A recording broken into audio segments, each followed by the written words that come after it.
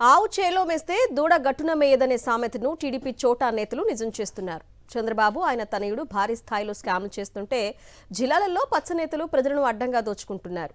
ఏలూరు జిల్లాలో ఓ టీడీపీ మహిళా నేత ప్రభుత్వ ఉద్యోగాల పేరుతో కోట్ల రూపాయలు కొల్లగొట్టింది. ఒక్కొక్కరి నుంచి 10 లక్షలకు పైగా వసూలు చేసి ఫేక్ లెటర్స్ ఇప్పించింది. మోసపోయిన బాధితులు ఏలూరు ఎస్పీ మొదలు మంత్రి నారా లోకేష్ వరకు ఫిర్యాదులు చేశారు. ఏడాది దాటిపోయినా ఇంతవరకు తమకు న్యాయం జరగలేదని బాధితులు బావురుమంటున్నారు. టీడీపీ కిలాడి లేడీపై ప్రత్యేక కథనం. ఏలూరు జిల్లా కొయ్యలగూడెంకు చెందిన గంగిరెడ్ల మేఘలాదేవి తెలుగుదేశం పార్టీలో ఓ చోటా నేత. సర్కారు కొలువులు ఇప్పిస్తానంటూ అనేక మందిని నిలువునా ముంచింది. రైల్వే, పోస్టల్, కోర్టుల్లో ఉద్యోగాలు ఇప్పిస్తామంటూ తెలిసిన వారిని నమ్మించి దారుణంగా వ్యవహరించింది. ఒక్కొక్కరి నుంచి 10 లక్షల చొప్పున వసూలు చేసి అందరినీ మోసం చేసింది. వారికి ఫేక్ శిక్షణతో ఫేక్ అపాయింట్మెంట్ లెటర్స్ ఇప్పించి మోసం బయటపడ్డాక తాను టీడీపీ నేతనని ఎదురు తిరిగి కేసులు పెడతానంటూ వారినే బెదిరిస్తోంది. బాధితులు జిల్లా ఎస్పీకి ఫిర్యాదు చేశారు. జనసేన పార్టీ నాయకులకు ఆఖరుకు మంత్రి నారా లోకేష్ ను స్వయంగా కలిసి ఫిర్యాదు చేశారు. ఏడాది దాటినా ఇంతవరకు తమకు న్యాయం జరగలేదని కన్నీరు మున్నీరవుతున్నారు. ఎస్సీ, ఎస్టీ, బీసీ వర్గాలకు చెందిన మహిళలకు గ్యాలం వేసి వారి పిల్లలకు ఉద్యోగాలు ఇప్పిస్తానని ఆశలు రేకెత్తించింది. కొంత డబ్బు వసూలు చేసి ఫేక్ అపాయింట్మెంట్ లెటర్స్ సృష్టించింది. వారికి ఉద్యోగం వచ్చిందని ముందుగా ట్రైనింగ్ తీసుకోవాలని చెప్పి ఏలూరు రైల్వే స్టేషన్ సమీపంలోని ఒక భవనంలో ఉత్తుత్తి ట్రైనింగ్ కూడా ఇచ్చేశారు. ఉద్యోగాల్లో జాయిన్ అవుదామని వెళ్లిన తర్వాత గానీ వారికి మోసపోయిన విషయం తెలియలేదు.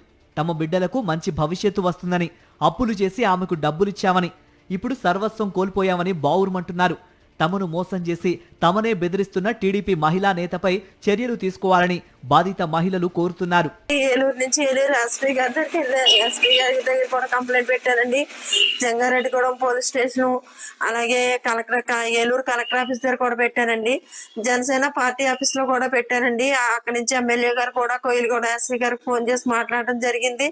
కానీ కోయిలగూడెం పోలీస్ స్టేషన్ లో కూడా మాకు ఏ న్యాయం జరగలేదండి. నేను మేఘనాదేవికి జాబుల నిమిత్తం 10 లక్షలు కట్టాను. ఆవిడకి 10 లక్షలు కట్టిన తర్వాత మా డబ్బు పరిస్థితి ఏంటని చెప్పి మేము జాబులకి డూప్లికేట్ కాగితాలు ఇచ్చింది. అది డూప్లికేట్ ఉద్యోగాలు కరెక్ట్ కాదని మాకు తెలిసి మేము వాళ్ళ ఇంటి దగ్గరికి వెళ్ళాము. వెళ్ళి అడిగితే మమ్మల్ని డిమాండ్ చేసి మమ్మల్ని కొట్టడానికి వచ్చినట్టుగా ఆవిడ మాట్లాడుతుంది. అది చూసి మేము ప్రతి ఒక్కరిని కూడా సలహా తీసుకున్నాం. ప్రతి రాజకీయ నాయకుల దగ్గర కూడా వెళ్ళాము. లోకేష్ బాబు గారి దగ్గరికి వెళ్ళాము. పవన్ కళ్యాణ్ గారిని కూడా కలవడానికని వెళ్ళాము. కానీ మాకు కుదరలేదు. అక్కడ కూడా మేము కాగితాలు ఇచ్చాము. కానీ మాకు అన్యాయం జరిగింది. న్యాయం చేస్తానమ్మా, న్యాయం చేస్తానని చెప్పారండి.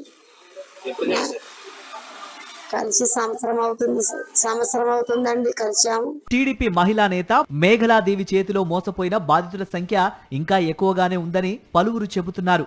ఇంత భారీ స్థాయిలో మోసం చేసిన మేఘలాదేవిపై పై స్థాయి వరకు అందరికీ ఫిర్యాదు చేసినా చర్యలు తీసుకోకపోవడంపై అనుమానాలు తలెత్తుతున్నాయి.